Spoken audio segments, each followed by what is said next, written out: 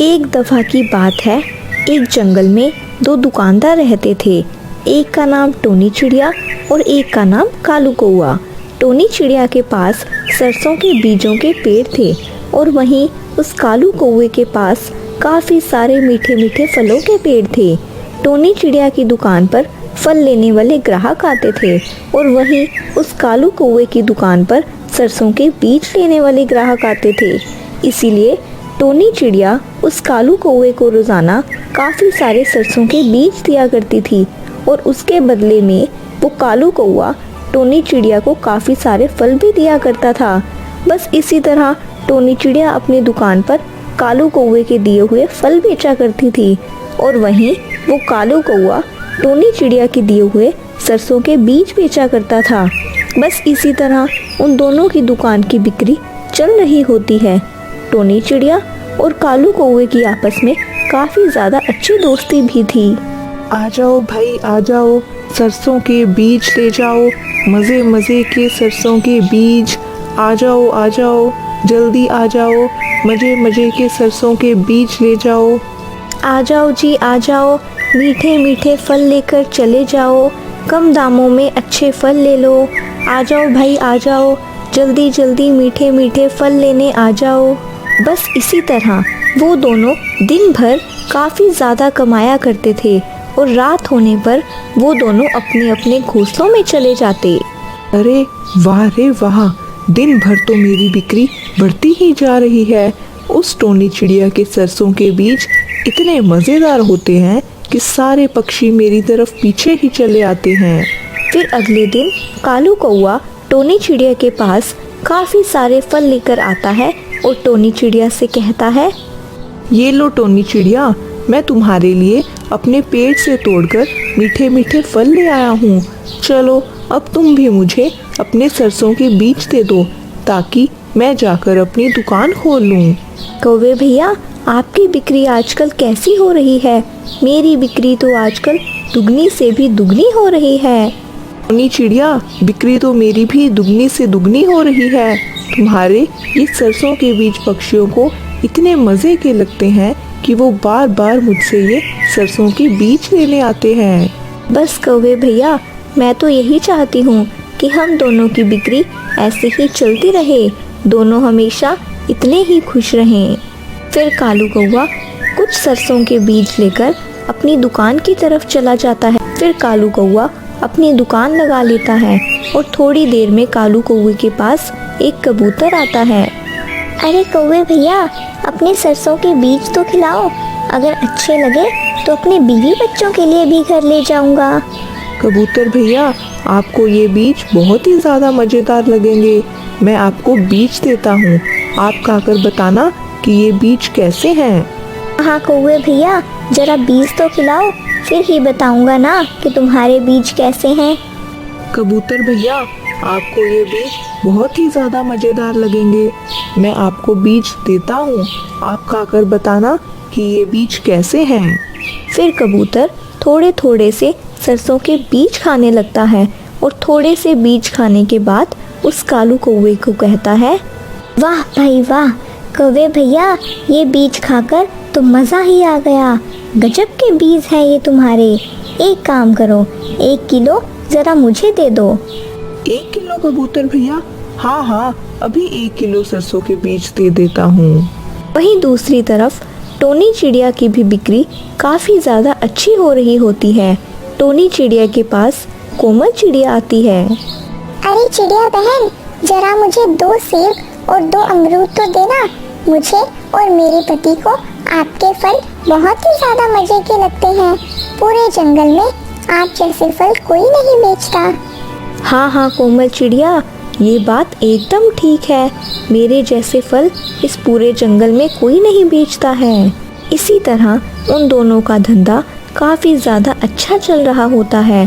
फिर एक दिन कालू कौवा अपनी दुकान पर बैठा सोच रहा होता है, इस टोनी चिड़िया का धंधा तो दिन ब दिन बढ़ता ही चला जा रहा है। इसके पीछे कोई ना कोई राज तो होगा ही। ज़रूर ये टोनी चिड़िया सब पक्षियों को कम फल तोल कर देती होगी। कहीं ऐसा तो नहीं ये टोनी चिड़िया मुझे भी कम सरसों के बीज तोल कर देती हो।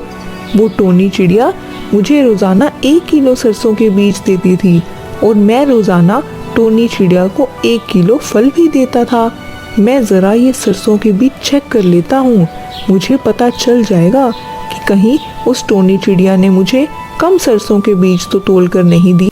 कालू कौवा जैसे ही वो सरसों के बीज तराजू पर तोलने के लिए रखता है तो वो सरसों के बीज 1 किलो से कम होते हैं।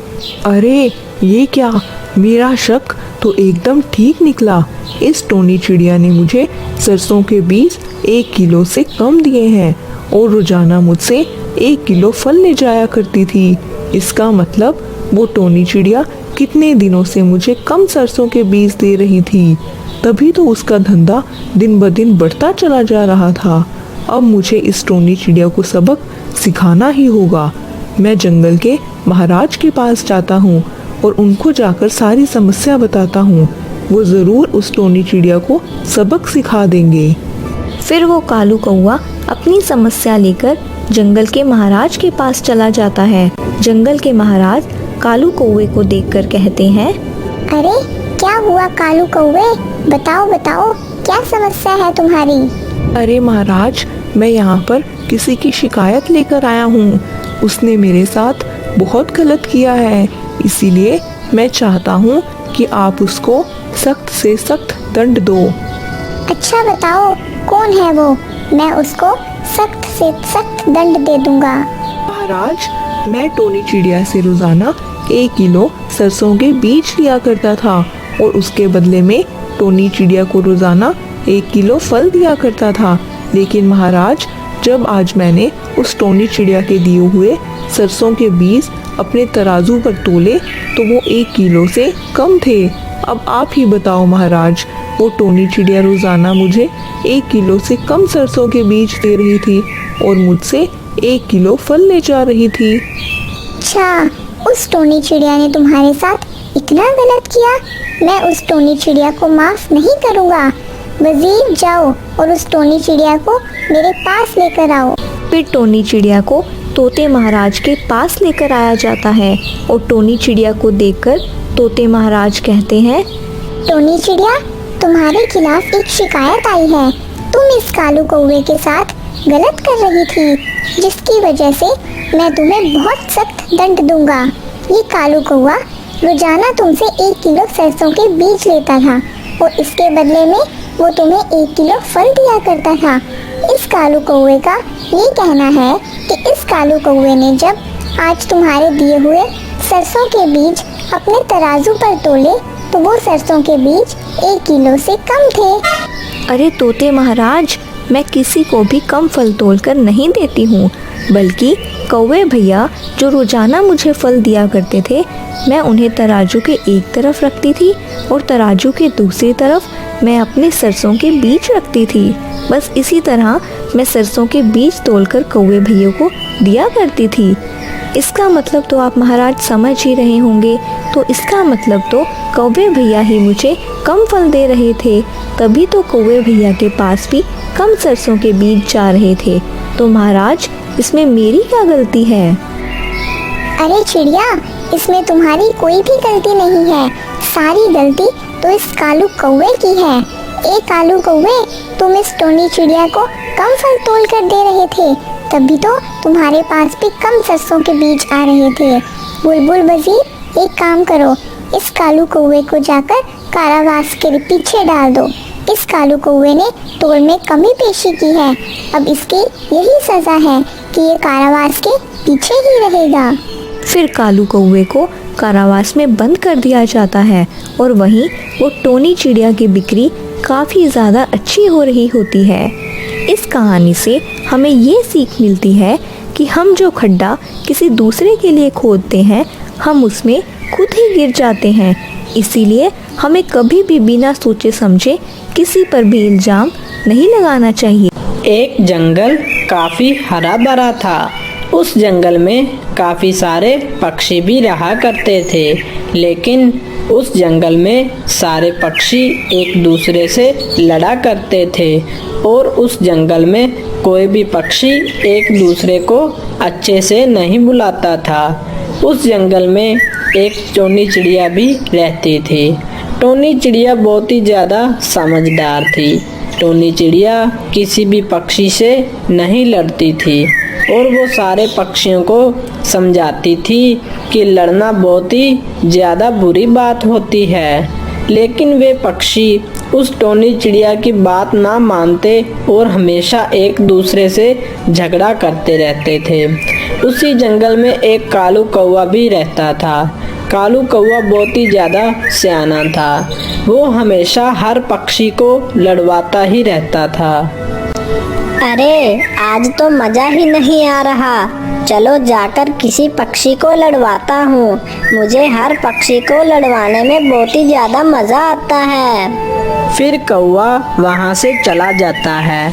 फिर कौवा वहाँ से जा ही रहा होता है कि वहाँ देखता है कि सामने एक तोता और बुलबुल बैठे बातें कर रहे होते हैं। उसी समय कौवा भी वहाँ पर आ जाता है।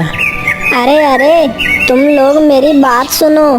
कल जब मैं टोनी चिड़िया के पास गया तो टोनी चिड़िया ने मुझसे कहा कि हमारे जंगल में कोई एक पक्षी बहुत ही ज़्यादा बेवकूफ़ है। लेकिन टोनी चिड़िया ने उस पक्षी का नाम मुझे नहीं बताया।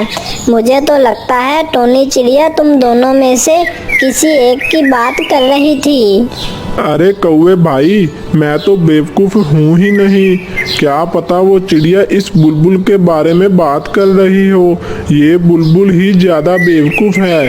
मैं तो बहुत ही ज़्यादा समझदार हूँ। तोते, मैं बेवकूफ़ नहीं हूँ बल्कि तुम हो बेवकूफ़। वो टोनी चिड़िया तुम्हें बेवकूफ़ कह रही होगी, है ना कौवे भैया? अरे वो मुझे नहीं पता, लेकिन मुझे बस इतना पता है कि तुम दोनों में से एक बहुत ही ज़्यादा बेवकूफ़ है। फिर तो वो बुलबुल ही होगी, क्योंकि मैं तो बहुत ही ज़्यादा समझदार हूँ। तोते, मैं बेवकूफ़ नहीं हूँ बल्कि तुम बेवकूफ़ हो। तुम्हारे सारे घर वाले बेवकूफ़ हैं। मुझे तुम बेवकूफ़ मत बोलो। और हाँ तोते, कल तुम मेरे घर पे जो दावत पर आ रहे थे, अब तुम मत आना। मैं तुम्हें दावत पर नहीं बुला रही हूँ। हाँ हाँ बुलबुल, मुझे भी तुम्हारे घर पर दावत पर आने का कोई शौक नहीं है। मैं तुम्हारे घर के खाने का भूखा नहीं हूँ। मुझे तुम्हारा घर वैसे भी नहीं आना था। अरे वाह वाह, मैंने तो इन दोनों के बीच कितना बड़ा झगड़ा करवा दिया।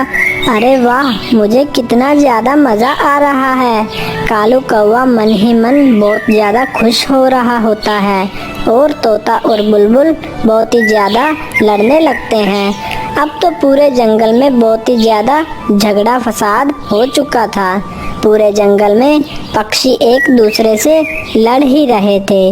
वहीं टोनी चिड़िया को समझ में नहीं आ रहा था कि अब वो इस जंगल में झगड़े फसाद को कैसे ख़त्म करे।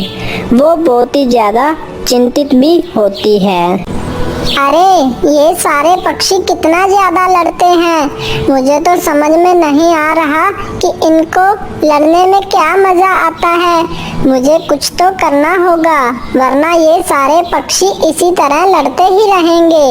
अरे पर मैं ऐसा क्या करूं जिससे सारे पक्षी अपना लड़ना बंद कर दें और एक दूसरे के साथ बहुत ही प्यार से रहें। फिर वो चिड़िया सारे पक्षियों के पास जाती है और उनसे कहती है कि आज घर पर दावत है, सारे पक्षी उसके घर पर जमा हो जाएं। कुछ देर में कुछ सारे पक्षी चिड़िया के घोंसले में आ जाते हैं और चिड़िया से कहते हैं, अरे चिड़िया बहन, क्या हुआ?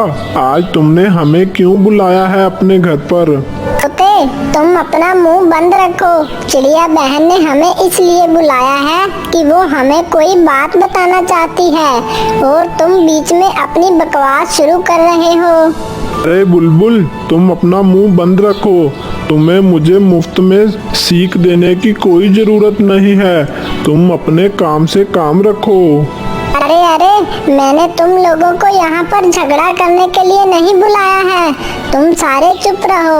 मैं तुम लोगों को अपना एक किस्सा बताती हूँ। मैं जब बहुत ही ज्यादा छोटी थी तो मुझे एक दिन बहुत ही ज्यादा भूख लग रही थी, जिसकी वजह से मैं दाना ढूंढ रही थी। मुझे जमीन पर बहुत सारा दाना पड़ा हुआ दिखा। मैं झट से उस दाने के पास गई तो इतने में वहाँ पर एक कबूतर भी आ गया और मुझसे कहने लगा, अरे अरे चिड़िया, तुम यहाँ क्यों आ गई हो? ये सारा दाना मेरा है, ये दाना तुम्हारा नहीं है। इस सारे दाने में को मैं ही खाऊंगा।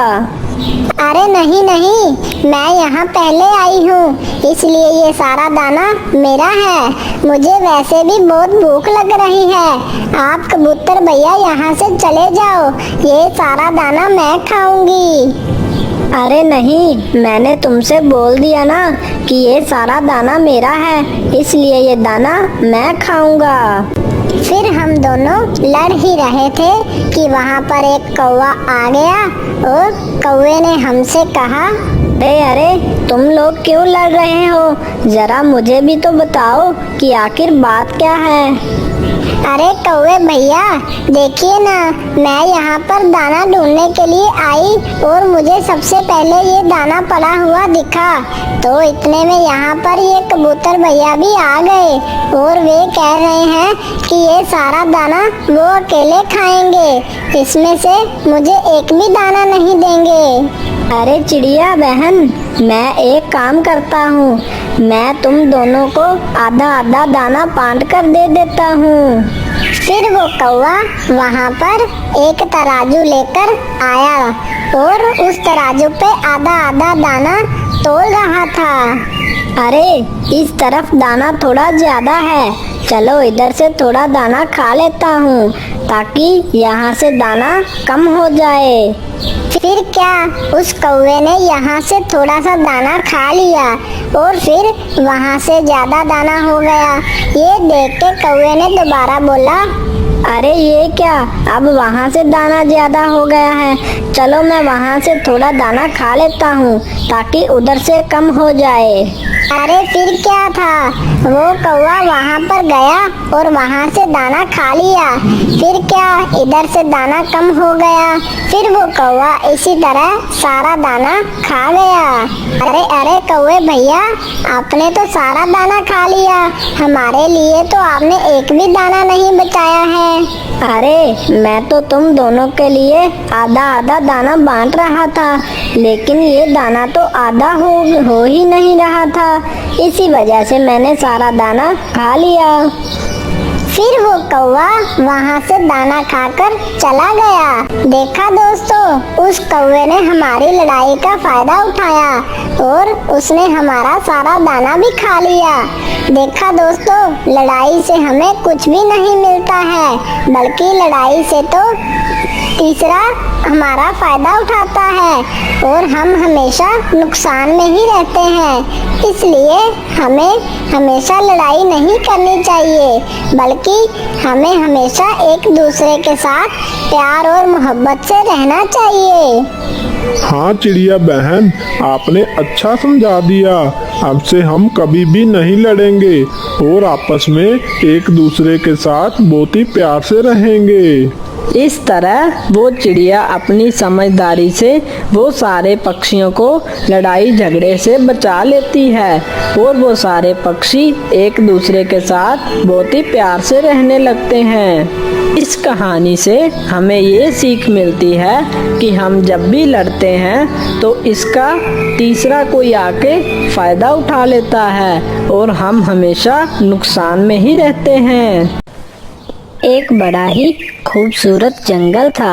उस जंगल में काफी सारे पेड़ लगे हुए होते हैं और उस जंगल में दरख्तों पर पक्षियों ने अपने घोंसले बनाए हुए होते हैं, जिस पर वो पक्षी अपनी जिंदगी अच्छे से बिता रहे होते हैं।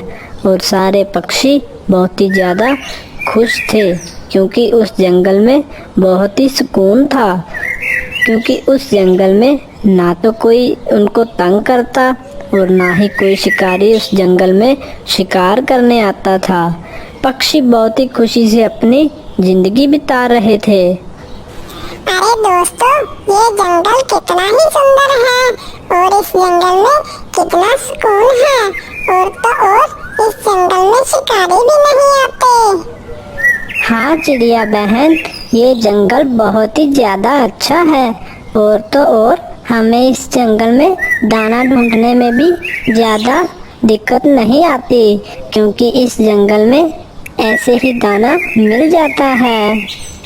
और तो और ना तो इस जंगल में जानवर रहते हैं और ना कोई चीलें हमें तंग करती हैं। चलो चलो भैया, सब अपने काम पर चले जाओ और जाकर अपना दाना ढूंढो। चलो दोस्तों, सब मिलकर दाना ढूंढते हैं। फिर कौवा और तोता साथ में दाना ढूंढ रहे होते हैं, तो तोते की नज़र जमीन पर पड़े हुए एक दाने पर पड़ती है, तो वो दोनों झट से जमीन पर आ जाते हैं। अरे तोता भैया, ये दाना तो एक ही है और हम तो दो हैं। अब ये दाना तुम लोगे या फिर मैं?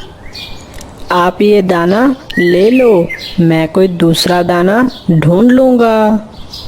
तुम क्यों अपने लिए कोई दूसरा दाना ढूंढोगे? दाना मिल तो गया है, ये दाना तुम रख लो, मैं अपने लिए कोई दूसरा दाना ढूंढ लूंगा। अरे नहीं नहीं कौवा भैया, आप बड़े हो इसलिए ये दाना आप ही रखो। अरे नहीं नहीं तोते भाई, तुम बड़े हो इसलिए ये दाना आप ही रखो। नहीं नहीं कौवे भाई, मैंने कह दिया ना, आप बड़े हो इसलिए ये दाना आप ही रखो। कौवा और तोता इसी तरह बहस कर रहे होते हैं कि तभी वहाँ पर एक बुलबुल आती है और दाना लेकर उड़ जाती है। अरे कौवे भाई, वो दाना तो बुलबुल लेकर उड़ गई, अब हम क्या लेंगे? अरे कोई बात नहीं तोते भाई, बुलबुल भी हमारी बहन है, वो दाना ले गई तो कोई बात नहीं, हम कोई दूसरा दाना ढूंढ लेंगे। इसी तरह वो सारे पक्षी बहुत ही प्यार से रहते थे।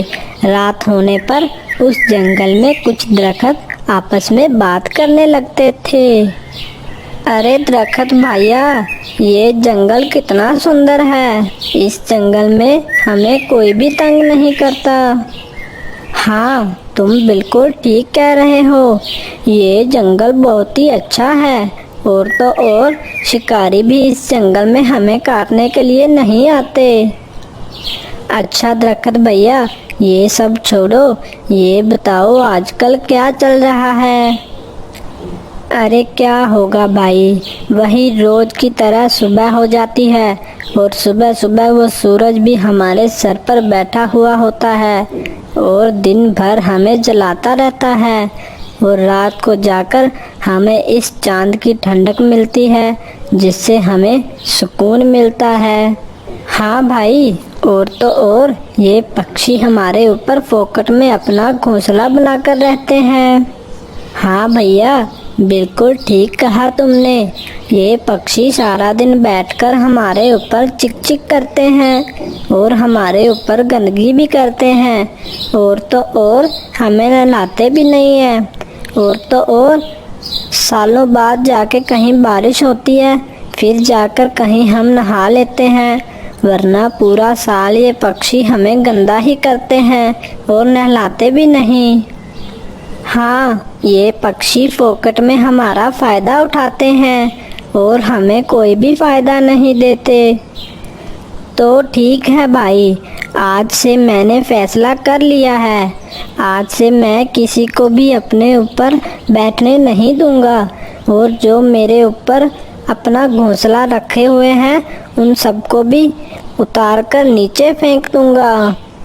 हाँ भैया, अब मैं भी यही करने वाला हूँ, क्योंकि ये पक्षी हमें सुकून लेने नहीं देते और मैं भी इनको सुकून लेने नहीं दूंगा।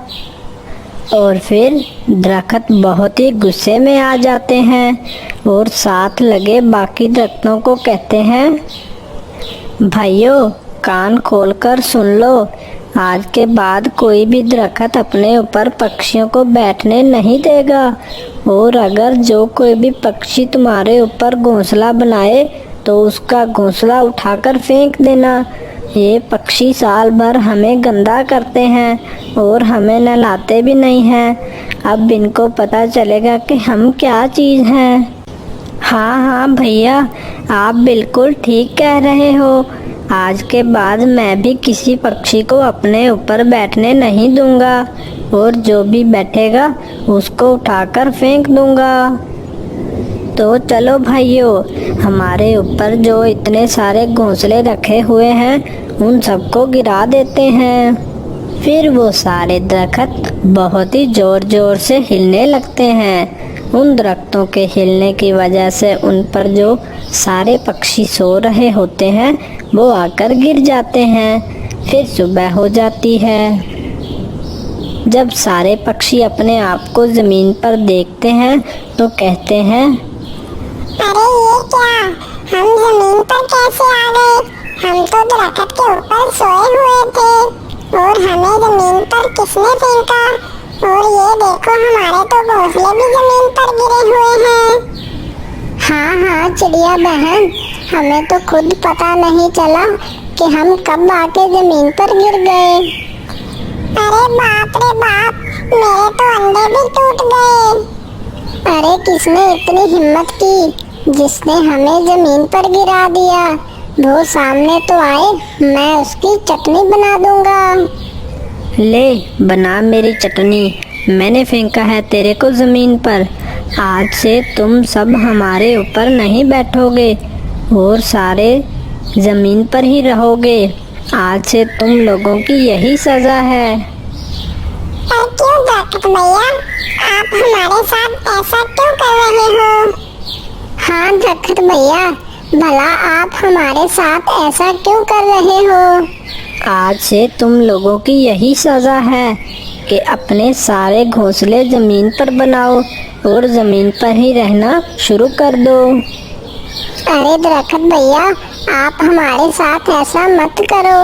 आज के बाद हम आपके साथ कभी गलत नहीं करेंगे। और तो और, हमें चींची आएगी तो हम बाहर जाकर कर लेंगे, लेकिन आपको गंदा नहीं करेंगे। अरे नहीं, अब मैं आप लोगों को अपने ऊपर कभी भी बैठने नहीं दूंगा। अब से तुम लोग ज़मीन पर ही रहोगे। सारे पक्षी उदास हो जाते हैं और दोबारा से अपना घोंसला ज़मीन पर बना लेते हैं। लेकिन उन पक्षियों को ज़मीन पर बिल्कुल भी सुकून नहीं मिल रहा था। अरे चिड़िया बहन, मेरे को तो बिल्कुल भी सुकून नहीं मिल रहा इस ज़मीन पर।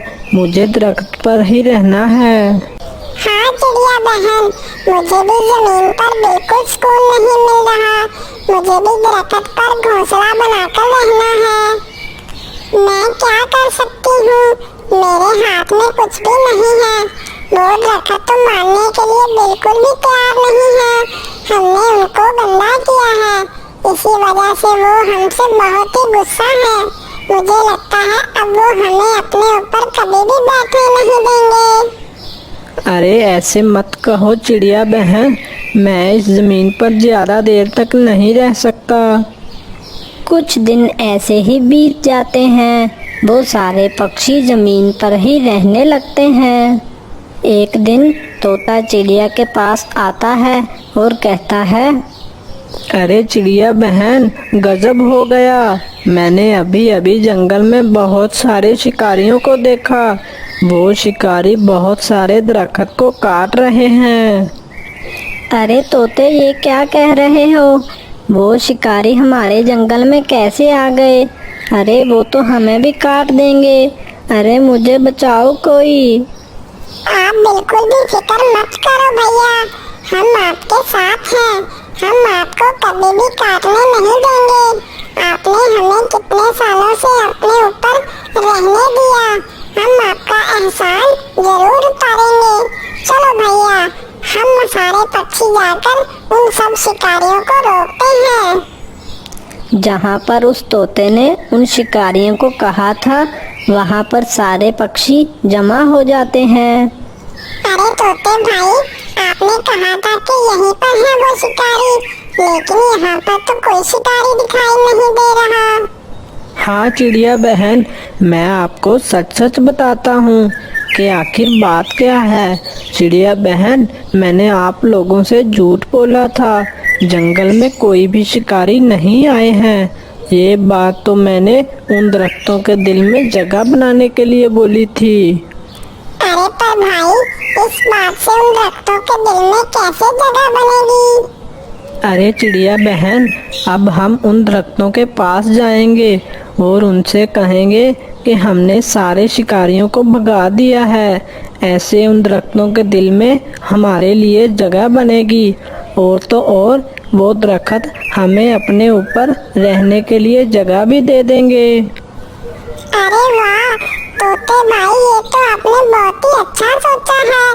अब तो उन दरख्तों के दिल में हमारे लिए जगह बन जाएगी और वो दरख्त हमें अपने ऊपर रहने भी देंगे।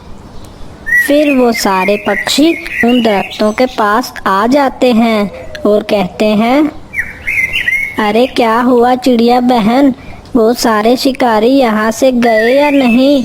वो हमें काटने तो नहीं आ रहे हैं ना?